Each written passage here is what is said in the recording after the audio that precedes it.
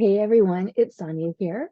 Thank you so much for joining me for another episode, another heart to heart with an amazing guest today. His name is Kevin, and this is actually the first gentleman that we've had on the show. Kevin is an entrepreneur. He specializes in podcasts, but that's not what we're going to be talking about today necessarily. You know me, I like to tap in a little bit about meals, movement, mindset, and your relationship with money. And the reason why talking to Kevin today is so welcoming, and that's because a male's perspective on all of these things, the life that we're setting ourselves up for, I want to say it should be for you, but that's not always the case all of the time. Sometimes we do things for other people. And we're going to tap in and see from a male's perspective where things fall and land in those areas.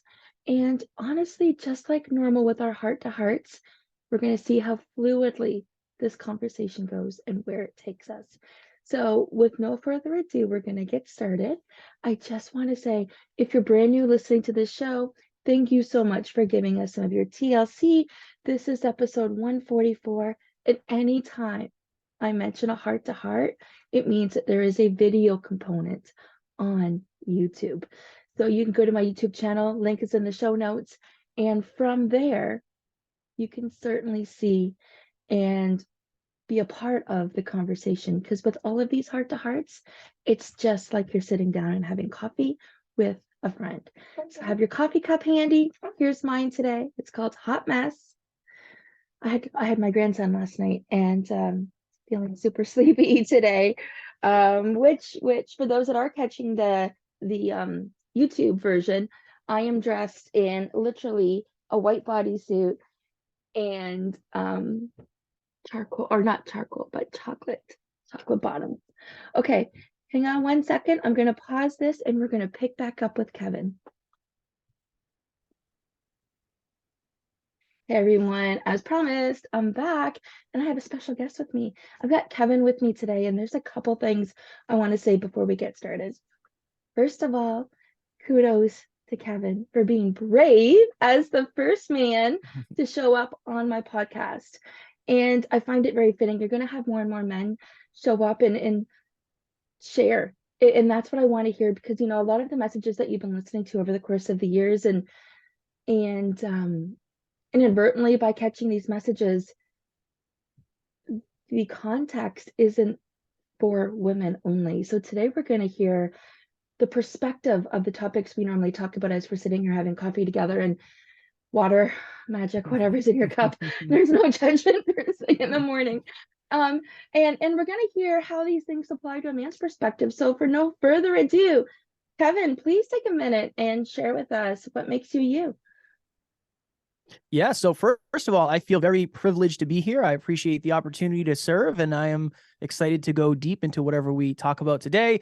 So yeah, I'm Kevin Palmieri. I am the host of Next Level University. We have a global top 100 podcast with 1,300 episodes almost and listeners in 150 countries. And I love helping people. At the end of the day, I look back and I remember saying, if I could do what I'm doing today for a living, if that could be my job, if that could be my passion, my purpose, my mission, I would be the most fulfilled human on the planet. And that is why I try to show up with positivity and energy every single day. So that is me in a nutshell, just a man who likes helping.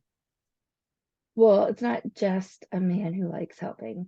It's a man who's passionate about serving and lifting others, who also loves cats. Yes, I love cats. Yeah, I am the ultimate cat dad.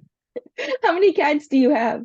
I have two. So we have Fudge. Fudge is a little black cat he's got some white on his chest. He looks angry all the time, but he is the happiest cat in the world. And then we have Ace. Ace is like a tiger cat. He is brave. He knocks things over. He is rambunctious. He is the troublemaker. They are the next tattoo I'm going to get. I'm going to get them on my hand. So they're next. So which one do you emulate the most? I would say I'm a mix of both, because Fudge is very anxious, but when he gets to know somebody, he's very, very loving. And Ace is kind of a rebel. And I think I have both of those. The version you see of me is kind of like Ace. where I'm just here and you probably think I'm very confident. You probably think I know what I'm doing.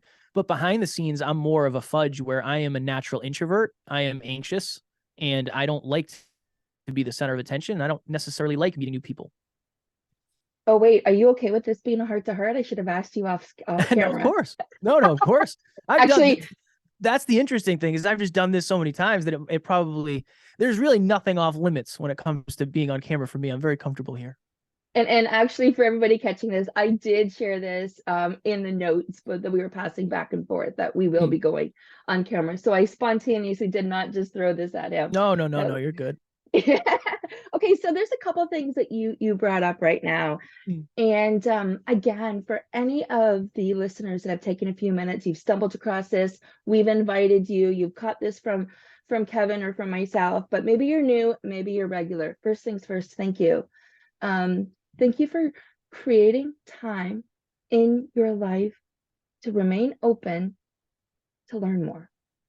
And that's really all it's about. We're not sitting here saying our way is the right way, or here's which way you have to go, or what needs to be done, but we're just going to share some insight with you. And all of the show notes are going to be put together both on the YouTube and both on the podcast. You're going to be able to reach Kevin or myself directly or indirectly. It doesn't matter. We're not going to hunt you down, but we're here to help you up level and elevate your life. And Kevin mentioned 3 things that we're going to touch on. And he didn't know this: anxiety, confidence, and being an introvert. Okay. So tell us what anxiety feels like to you. That's a great question. Anxiety in a mental sense feels to me, this is the best way I can put it.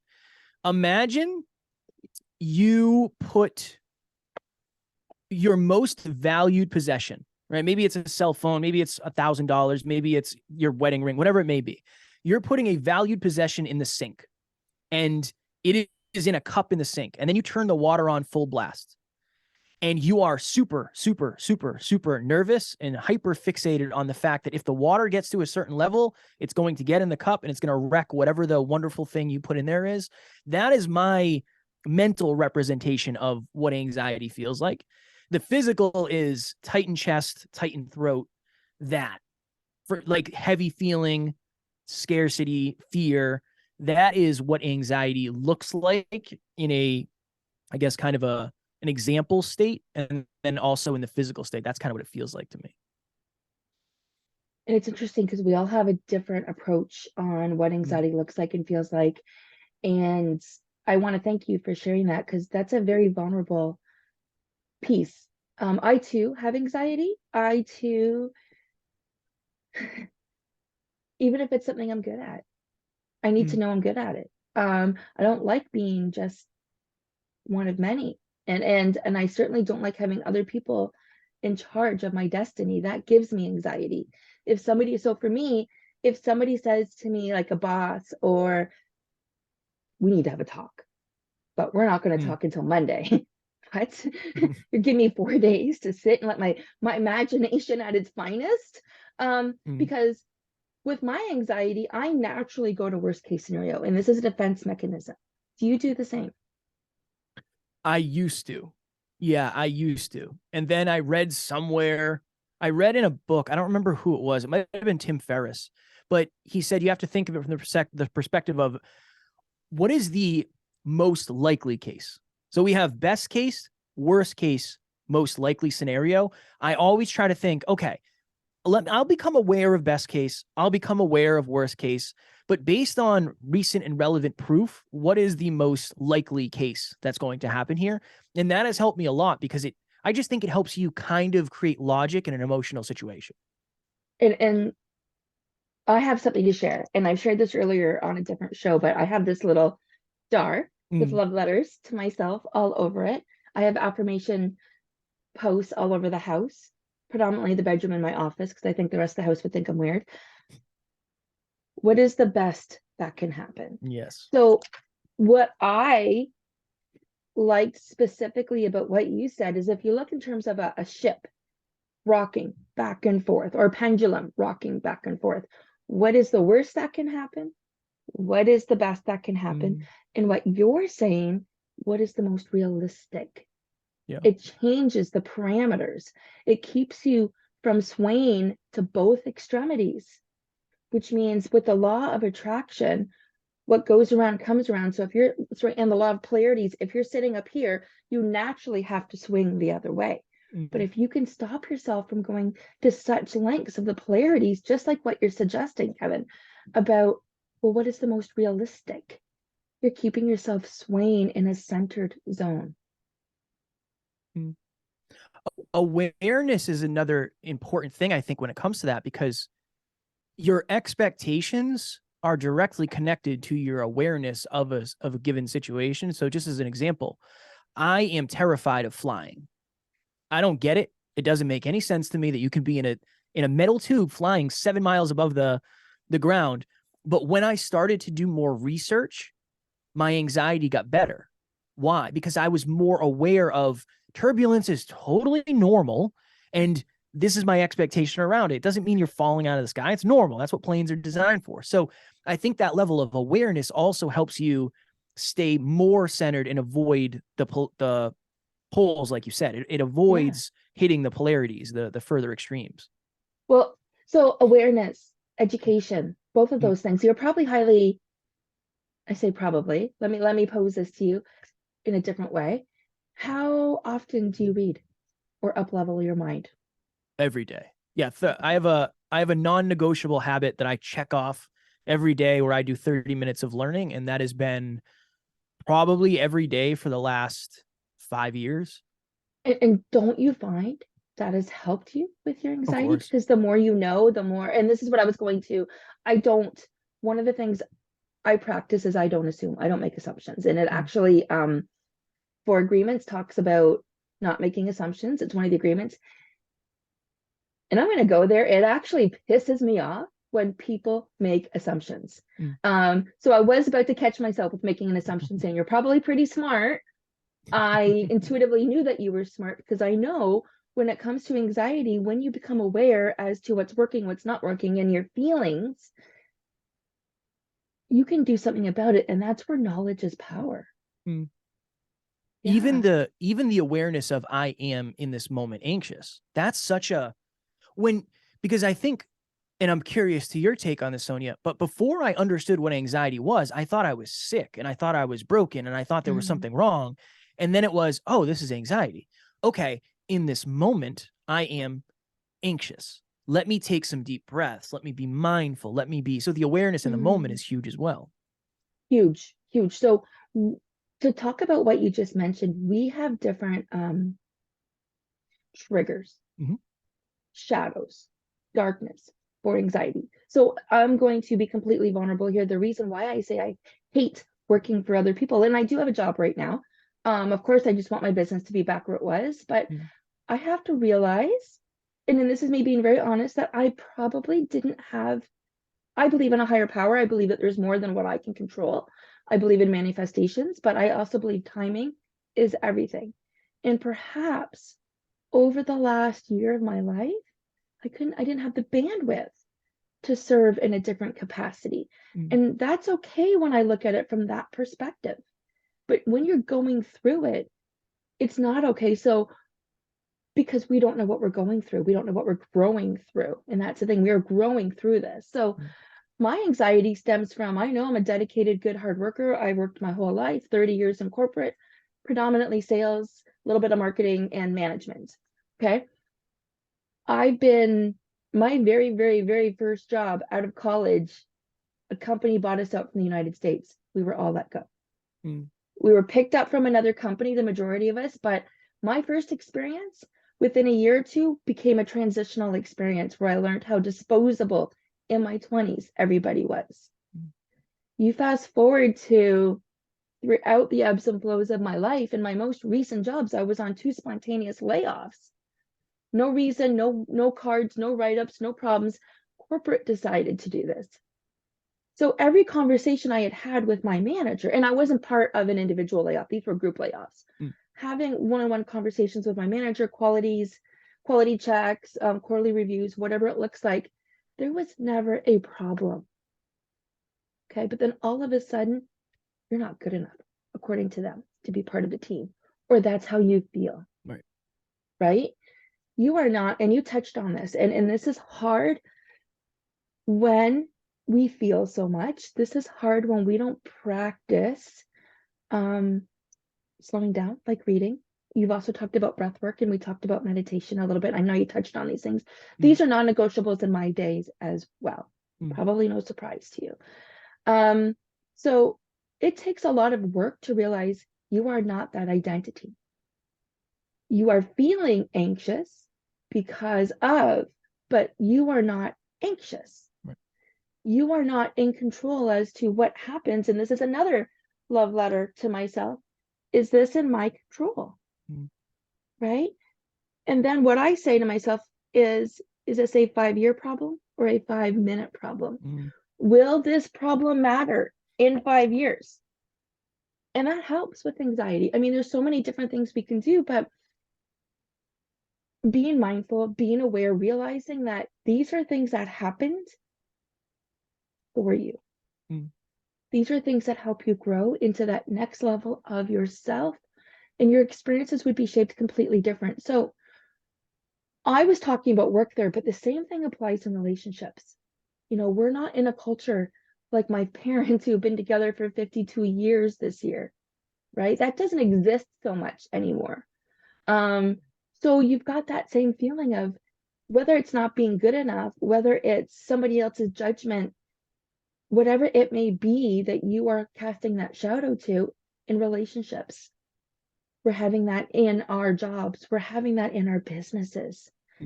And we're having that all around us because we feel that the outward power has more than our power.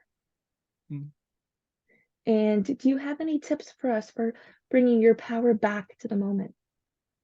I think you've spoken to it beautifully, where I think it has to do with working on yourself as much as you work on anything else, because you're the only thing you're going to bring with you for the rest of your life, right? We're going to get new phones, new shoes, new clothes, potentially new partners, new friends, new homes, new cars, everything, right? Everything external.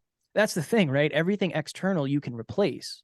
Everything internal you must refocus and rewire and revisit and get different perspectives. So I would say, to your point, when you work on yourself, it's this weird thing where, this has been my experience, the more I've worked on myself and what I know about the world and about me specifically, the less stressed I get. The more stress I can handle, the more uncertainty I can handle, because it's almost like I've trained to swim in rough waters. I've trained to be out in the dark, whatever it is. That it's this weird thing that when you understand you are the vessel, and you grow the vessel and you strengthen the vessel and you know the vessel, life gets a little bit easier. Still not easy, still a challenge. There's a lot of hard conversations, a lot of hard reflections, but when you become more competent as a human, I think everything gets a little bit easier to weather. That's huge. And I echo the exact same sentiments. I actually wrote down some really good points about refocusing and rewriting your script and your story, because we don't. Yeah. We sit in that space. And before we continue to that next step, I have a little mini assignment for you. Please. Okay. I have a challenge. There's the word challenge. Okay. Without thinking of anything else, I want you to just wiggle your toes and see what happens. Wiggling them. I know. Look at your face. Look at your face. So when you wiggle your toes, if you realize that you are anxious, so anxiety is thinking about the future, right? Depression is being stuck in the past.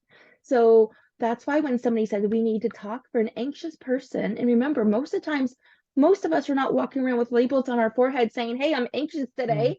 Hey, I'm tired today. Hey, I'm sad today, because, this is not acceptable in society. We're all okay, right? You don't know what that person's facing, and you don't know the triggers. So if somebody were to say, we need to have a talk, for an anxious person, skip that part and just go to the talk. Rip that Band-Aid off, good or bad, but you don't understand what is going through their their head from point A to point B. And it's not something that, it's something that they are working on, because most people that have anxiety understand that they have anxiety of some sort, or PTSD, or whatever it might be. They know that they've got something that they're not in alignment with, and they're working with it. So the more you can learn about the impacts of that, the more you can understand the awareness. And it's as simple as, okay, I'm starting to feel something that's not comfortable. Well, what if you wiggle your toes for just a second? You can't help but smile. First of all, whether it's your eyes or your body, I noticed your eyes first, and you're not thinking of anything else. So that temporary worry has gone away, right? Which helps you be more in the present. And that's what we're looking for. The mindfulness, the present piece. It's about noticing the beauty around us, and not just showing up and doing the things we're supposed to be doing, but enjoying the journey to get there. Yeah. Okay. So on that note, do you have a minute to share with us a day in the life when it comes to taking care of you? Oh man. So You said you have some non-negotiables here. I do. Yeah, I do. I just want to preface this with my experience as a human being does not suggest that you have the experience that I have, because there's a lot that goes on. So for me, taking care of myself starts with me exercising. I like to get up early, 5 o'clock, 4:30, whatever it is, and I go directly to the gym. It actually starts the night before. I never have my cell phone in the bedroom. My cell phone stays in the office. My phone does not come into the bedroom with me. I don't want it. I don't want the pull. I don't want I don't want that. I don't want the anxiety that comes with running a business and having your phone at your hip 24/7. So yeah, my phone stays in the office. I get up. I put my phone in my pocket when I wake up. I don't look at it. Right. I don't need to know what's going on at 4:30 in the morning. I go to the gym. On the way to the gym, I learn, because I'm listening to an audiobook on the way to the gym. When I get to the gym, I put my AirPods in, and then I listen to another 15 minutes of the audiobook while I do my mobility, turn on loud music and crush my workout. And then I go home and I listen on the way home to our podcast, because I try to reflect and master that. And then when I get home, it's usually I have a couple hours of back office work, and then I'm doing this. I pretty much do this from 10 a.m. till 6 p.m. Monday through Friday. And then I usually do a couple calls on Saturday. Throughout the day, it's just serve, serve, serve. And then at night, I make sure that I try to spend at least 2 hours a night with my wife. That's important as a very busy business owner. It's hard to find that time sometimes, but we're trying to, very similar to you, Sonia, I'm trying to level up my life overall, but my love, my health, and my wealth, I want everything to kind of grow at a similar rate. So yeah, just some of those non-negotiables for me are, I try to exercise every day. I try to get 8 hours of sleep. It's usually 7. I weigh myself every day. I track our finances every day. My wife and I play the gratitude game before we go to bed every night. It's that type of stuff where I'm just a creature of habit. So if I can focus on doing the right things, I'm usually pretty good at doing them consistently. So, but a lot of those things are me making sure I'm pouring into my own cup and getting an hour of R&R a night, right? That type of stuff as well. I love that. Okay, so there's similarities, but I do love that. And for those that don't know, we're going to touch on this because I don't know if this was brought up a couple on the last episode or not, but ironically enough, Kevin did an episode with my husband last week, and it's by Reggie B, and it's Hey You, Get a Real Effing Job, and it's about entrepreneurs, and it's amazing. I'll be a guest on there one day too. I just haven't booked my time yet, but I don't know what you guys tap into because I know his is just getting released. Did you guys talk about our date night? I don't think so. Okay, so this is interesting. So first of all, we didn't know that we were going to be on the show until Tony and I were talking about it one day. Couple things I want to share. So there's a lot of similarities and parallels. I function better when I work out in the morning as well. So this week I signed up for a 5 and a 10. It's been 4 years that I've been in physio and recovery from my ankles. I've had some changes since COVID happened. I was running a fitness studio pre-COVID, teaching 23 high-intensity interval classes a week. My goodness. To spending 4 years in physio and not being able to move my body and run. That's where I'm saying the bandwidth and the timing. what we want, the universe knows. We've thrown it out there, but we need to prove by trusting that we will allow it to come at the right time. It doesn't mean it's not working. Didn't mean my ankles will never heal. It means they will heal at the right time. So this year I've bit the bullet. I've signed up for 2 events. I'm super stoked about it. So that means there's a training schedule now, whether it's spinning, whether it's Pilates, whether it's yoga, whether it's an outdoors walk with the dogs, or this morning, Hudson and I, my 3-year-old grandson, he'll be 3 in May, and he is one of the reasons where I may not have the bandwidth. I also had my dad 6 months ago diagnosed with stage 4 lymphoma cancer. Of course, I may not have had the bandwidth to serve when my world was being affected. And keep this in mind. We're talking about filling our cups, but as much as you're doing the right things, it doesn't mean there are external circumstances aren't going to affect you as well. Right? So now that I have a focus to get a new time, to get out there, to train, to meet new people, my workouts look a little bit different. But Hudson and I did some barnyard yoga this morning. But it feels so good. It doesn't matter what you're doing, and this is the point. There's a couple similarities. It doesn't matter what that movement is for you in the morning. Right. Honestly, you can get so much peace from yoga, or a walk with the dogs, with or without your headset. It doesn't matter. Like, there's no judgment, and there is no right, wrong. And this is the biggest takeaway. Taking time to fill your cup, there is no right, wrong at all. It's just that you need to do it. So I too listen to audiobooks. I am part of a book club, so I'm listening to some other books, but most of them are all personal development. And I actually have a really cool tracking device. It's in one of my books that I've created, but I'll show you. Please, hang on a second. I will. It's kind of cool. So there's my dad again. I'm so thankful. So he actually rang the cancer bell last Friday. So really good. Different, but that's the thing. We don't know what's coming down the pipe. We're just doing this work to prepare so we can get through each day as the best version of ourselves. So I have created these sheets. It's called the book list. So every time somebody refers a book to me, it goes on this book sheet and it gets colored. So far this year, I've got 6 colored in. 1, 2, 3, 4, 5, 6 colored in. And I had to sit there and pause back in February thinking, what on earth did I accomplish this year? What did I accomplish? Like, just because it looks different, a year ago, I had a book release in the first quarter, my quarterly planner. So the point is, it can look different. There's a point here. Okay, so anyways, I've got my book list. I've read 6 books so far this year. Last year, I completed 31 books right here. Nice. Right? Kind of powerful. And very powerful. Well, where is my book? You know, it is powerful because we see this all the time.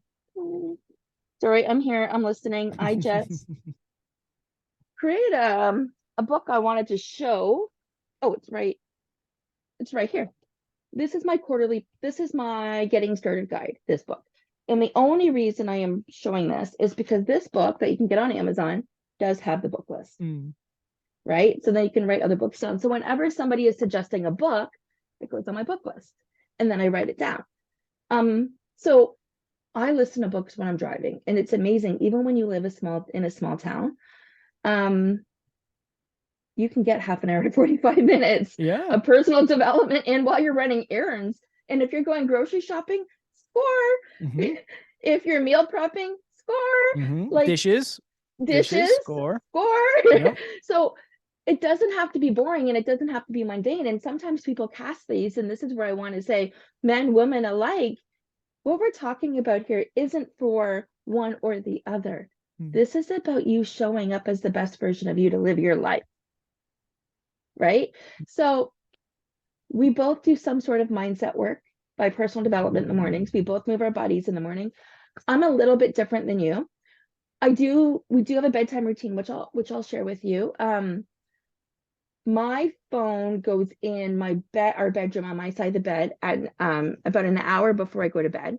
When I'm done work, it goes to the bedroom. It gets plugged in, it gets charged. Now we do have kids, so one of us needs to have their phone on, and that's normally him. So the phone's on, but I don't normally hear it. And sometimes he's like, I think someone's calling you. Normally only the kids or my parents will call at night if there's an emergency. But the phone is beside my bed, but I don't touch it for about an hour before bed, maybe an hour and a half before bed. Normally okay, so we'll talk about before bed in a minute, but the very first thing I do in the morning is I go to my Calm app and I do a 10-minute meditation. And I need my phone for that. So, and then from there, lately, and I've been leaning into this. So there's an age gap between the two of us. I'm pretty sure Kevin's not going to be 50 this year like I am. So the whole point is it doesn't matter where you're at. But when you own who you are, as much of a morning person as I am, I have learned that, especially through the seasons, with the darker weather in the winter, I actually like lingering in bed and doing some of my social work after I've done my meditation before I even move my body. And it's just been working for me this year. A little unusual, but remember, I spent 5 years at a gym being ready for clients at 6 a.m. Right? And I have had the children where I'm up all night. This is lingering in bed, getting up an hour early and doing my meditation and drinking normally I will drink a whole liter of water before I even get out of bed. I have it there overnight. And this is where I kind of give myself permission to linger, but I'm not really lingering. But this is like the faux pas part where it's, you have to get up and go. No, you need to get up and do what works for you. Right? So I do meditation throughout my morning. I do like to do journaling. Okay. But journaling was hard for me. I didn't trust it. I had some stories that I was holding on to that journaling was hard for me.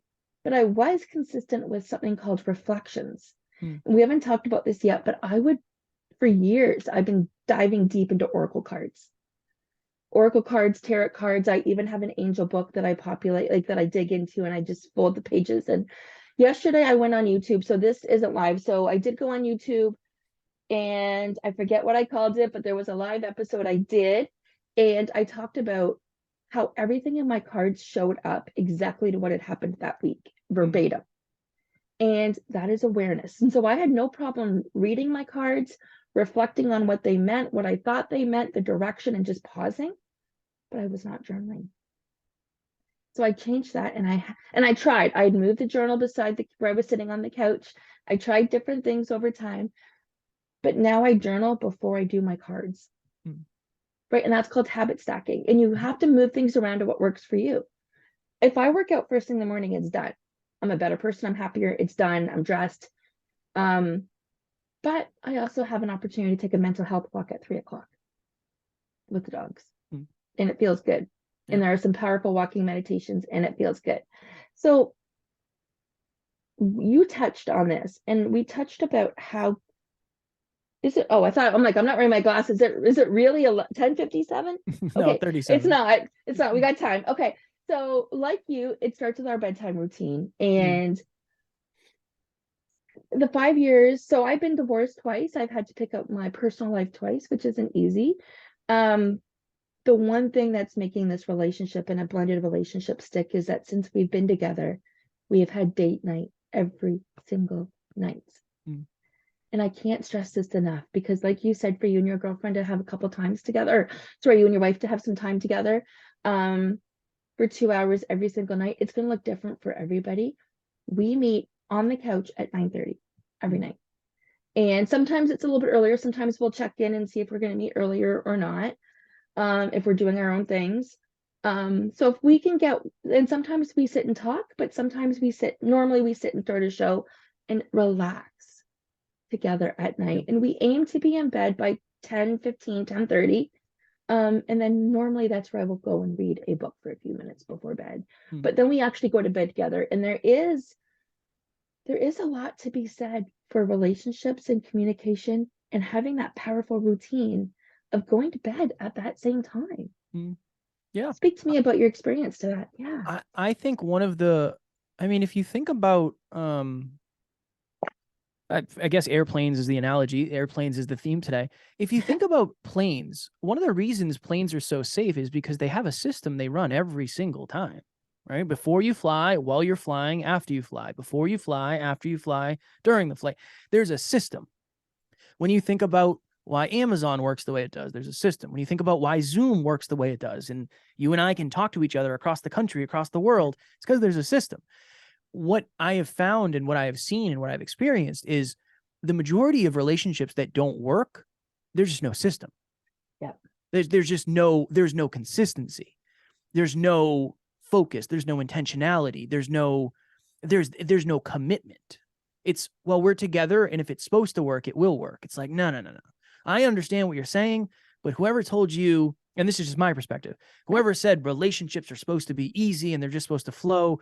I love my wife. We are deeply in love. We're an amazing couple, but we have arguments, we have disagreements, and we have moments where we have to say, hey, we have to both be vulnerable and talk about this. And I just think my expectation, though, is that a relationship will be challenging, because I think relationships involving two people are challenging, right? So I think what I would say when I'm speaking to this is just, I think that the fact that if you don't have a system, you're relying on emotions and you're relying on things that just might be riding under the radar. If you're not hyper conscious about your activities, you're limiting the amount of results you could get. That's what I'll say. It's powerful. It's powerful because most people don't think twice that just because it involves work doesn't mean it's worth it. Right? And would you say that your marriage is successful because you take time to fill your cup every day? That's a big part of it. Yeah. If my state is off, everything is off, right? If I'm not pouring into me, I can't pour into this interview. I can't pour into my wife when she's stressed out, or the family, or 100%. Well, and then you'd made a comment too about, other words, if you don't have that system, you're relying on emotions. But not everybody is on that same page with emotions. We talked about that at the very beginning, right? We've got the deep shadow work or the triggers or whatever. So emotions can be in abundance of or in lack. And when it comes to communicating, that can be challenging. Of course. Right? Yeah. It makes a difference when you take care of yourself and you remove those assumptions. You remove those expectations that marriage is going to be easy, or life is going to be easy, or today is going to go as planned. I thought yesterday was awesome. Awesome. I had a great day. I managed my grandson. I got everything I needed to do done. I had great time, and this was spontaneous, but there was judgment at one point from an external person that wouldn't have done things my way. Well, okay, I can still feel that tension. But you didn't walk a mile in my shoes, raising 3 kids by yourself for a little bit. And it is okay for them to be in a different room, right? Like when you've got different scenarios and different backgrounds, but you hold on to that heaviness as judgment when it's an assumption or an expectation, instead of communicating about the fact that it can be different. Progress is personal. Now that's, for me, like, yes. Progress is personal to you, and nobody can really tell you you're not making progress because they don't know where you started and they don't know where you're trying to go. Yeah. I think and here's the other thing too. And this has always been a very impactful or a very important thing to say, especially when we've done a lot of speeches to predominantly female audiences. And one word has always stuck out, and people have come up to me and said, hey, it's this thing you said, permission. You need to give yourself permission to be imperfect. You need to give yourself permission to fill your own cup. And you need to give and when I say you need to, obviously, if it doesn't resonate with you, throw it in the garbage. But it would benefit us all to give ourselves permission to actually be what seems selfish from time to time. It is not selfish to practice self-love. It is not selfish to practice filling your own cup. That is necessary. That is a necessary thing, not a selfish thing. And, the world needs us more than ever right now. For sure. We have been, over the last couple of years, in general, the majority have been in some sort of scarcity, right? And I know there's a few exceptions to that, but we didn't talk about this behind camera. Are you familiar with the chakras? I am aware of them, but I couldn't speak to them in an eloquent manner. Okay, so let me take a second here and just go over some of the basics. I do a lot of chakra work with people, and your root chakra, your base, which is around your pelvic area for most people. So think of this as a tree, and the roots is what keeps you grounded into the ground. And it doesn't matter how big the storm is, you are safe and secure. You are firmly planted. You have more than enough, and it is safe for you to have it all. Okay, but you can imagine how many people were affected where this is not their truth. Okay, over the last couple of years when there's been shifts. Now think about anybody you may know that maybe were not impacted, or maybe they were a couple of years ago, or even now today throughout COVID and the after effect. But anybody that you know that's been laid off or fired or told they're not good enough, or have had a divorce, or have had parents divorce and have heard the fighting, or have heard constant people fighting and arguing that they don't know what to think, they too fall into that category of lack of safety and security. They don't have that definition of what it means to them. So as a society right now, too many of us are inadvertently sitting in that category where we're looking to grow our roots really deep. So it doesn't matter how strong that wind is, we're bending back. You know, we're flexible enough to be bending back. And this is your root chakra. So the cool thing about this, when your root chakra is satisfied, when it's happy, when it's content, whatever those metrics is, and this is where you're saying progress is personal, wherever those metrics are, for some people, it could be a certain amount of money in their bank account. For some people, it could be a certain amount of groceries in their cupboard. For some people, it's the safety and security of a loving, kind relationship. Right? It can look different for everybody, but they need that feeling. And this is actually their commitment to community as well. The way they're serving, the way they're giving back. None of the growth that can happen of filling their own cup can happen if they're not feeling safe and secure. Yeah. You have to start there and be open to what that is for you. Right? And you could be on the verge sitting on the tube, but a lot of shifts have happened, and that's okay. It just shows we're adaptable. The world needed the shakeup. We can talk about politics, but we're not going to. We can argue that, you know, the reasons why, or we can even discuss it, but that's not the point here. The point is we all went through something. We all unitedly went through something. We were collectively in different boats, but we all made it through to the other side. So how are we now making sure that we are safe and secure, and what that looks like, so we can keep that cup full, so we can share that love with others? Yeah, most humans are certainty driven. To your certainty, if you're walking on thin ice, the last thing you're going to be doing is trying to think of how to change the world. You're just thinking, I hope this ice doesn't break. And that's scarcity. Right. That is a good example of what scarcity is for most people. You feel like you're on thin ice that could go and break under you at any given second. You're not planning for the future. When you're stuck in the moment, now there's good pieces to being in the moment, but when you feel stuck in the moment and you feel constructed by what's around you and you cannot break free and there's no certainty of what tomorrow will bring, it's very hard to plan for the future. So I agree 1,000%. Yeah. And that's just one of the 7.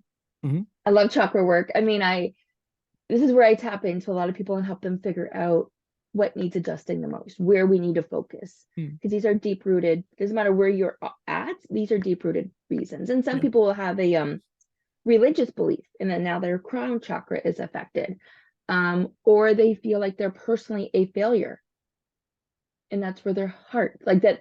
And this is where a lot of again, divorcees, if you would, man or woman, have that sensation that they have failed in one way or another. And anytime there's a failure, or you feel like you have personally failed, that is your heart chakra talking to you.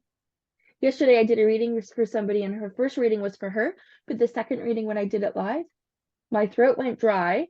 I needed a drink of water, and I couldn't finish reading what I was reading. And she piped in, she goes, I think this card's for you too, because my throat chakra activated.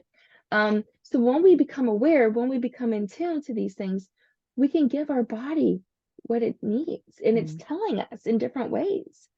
So speaking of our body telling us things in different ways, and not just feeling of being safe and secure, you had touched on a couple of amazing things that I wanted to bring up as we're going to bring this to a close. Just respectfully, I know we both have other commitments next. So the first thing I was impressed with is you track your weight daily and you track your finances daily. So for those that are familiar, you know that I talk about the 4 pillars: meals, movement, mindset, and your relationship with money. We broadly talked on movement and mindset, but I would love for you to share with us why you do those 2 things about your finances and your weight. Yeah, for me, progress, if you really want to make a difference, you have to understand where the progress is currently trending. So it's just an awareness piece for me of, do I track my calories every day? No, because I look at the weight and I figure out, okay, I know my body well enough to understand, is it going up? Is it going down? Right now it's going down. Perfect. That's exactly what I want. So I'm very happy with that. Should I track my calories? That's a standard that I put on myself. So I would say yes. But for me, it's an awareness, right? It's an awareness of, I am committed to becoming, I'll just use the word better for this, but better when it comes to my physical fitness.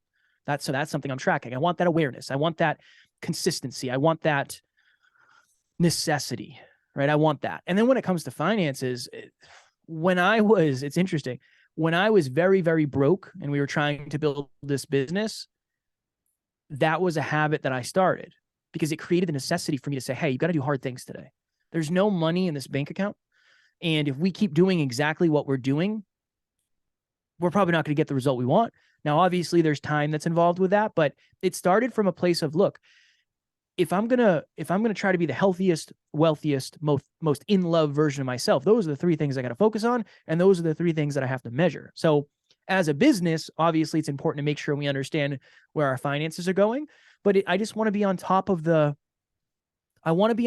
measurements that matter the most, because I have it's this thing where you can look directly at the measurement and it gives you cheat codes. It's like, oh, things aren't going the way you want them to. What's the measurement say? Oh, they actually are going the way you want them to. Interesting. All right, let me use that logic. So yeah, for me, it helps me, the simplest answer, it helps me get rid of emotion and tap into the logic of the progress that's actually being made. It helps you get rid of the emotion. Yes. Which helps you with anxiety. For sure. Which speaks to me, and I'm curious, do you know your zodiac? I am a Leo. Interesting. Do you know your other 2 signs? I do not. I would not be surprised if you have a Cancer moon. Okay, I'm a Leo. I'm a Leo sun. I'm a Sag rising, which is what the world sees as your rising sign. And I am a Cancer moon. Cancer moon, Cancers specifically, but moon is connected completely to the emotion. Right? And you're not afraid to say, you've said this a couple times, emotions today, which is great to hear, because we have this tendency of thinking women fall into emotions and men fall into logic. It's not necessarily the case. And you shared with us how it's not the case. And yeah, I am highly emotional. Are you an empath as well? Yes. So there could be, I am highly emotional. I am an empath. That is part of another reason why doing this work to ourselves, whether it's a routine, whether you call it self-care, whether you call it a system like a plane, it helps us handle those emotions. Yeah. But we can't see it. I can't see it anyways. I have to make it fun versus structure. Yeah. That's my difference. It's got to be personal. It's got to be, for me, breaking it down into these are the 30 things I should do every day. It's like, okay, cool. That's what I should do, right? That's what we've determined will bring me the success I want. Awesome. Let me do that. For me, it was always an awareness issue. I never knew what to do. When I know what to do, I'll do it.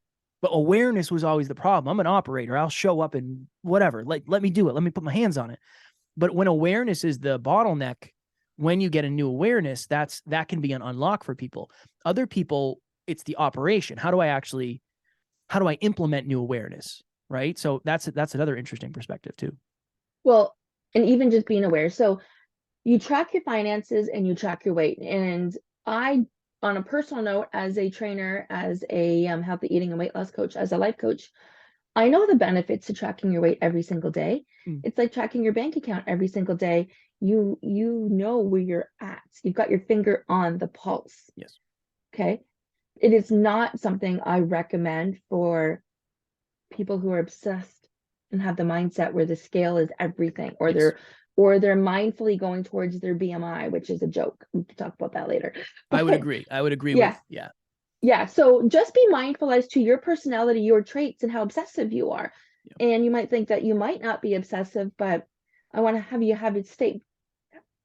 I want to have you have a step back here and think of it from a holistic perspective.